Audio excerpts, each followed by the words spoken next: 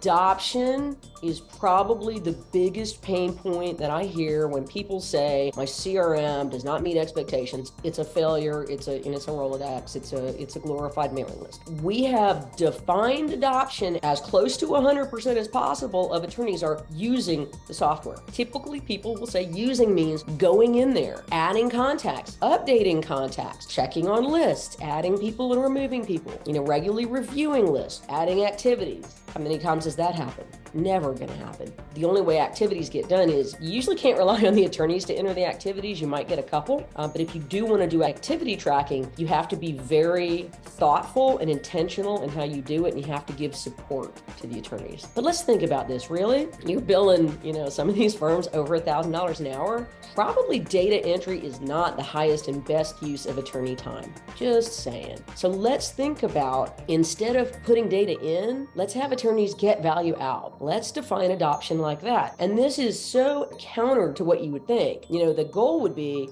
100% using it. Let's go to all the offices and train everybody and we do everything a consistent way. You got to rethink that. You got to be slow and intentional with individual pilot groups and individual attention and individual training, finding out what their pain points are, wrapping CRM around those pain points, maybe picking one or two or three of those things and working with that group on that thing, and then do the next group. And it's time consuming, but CRM never ends. So that's, got a long time to get it done.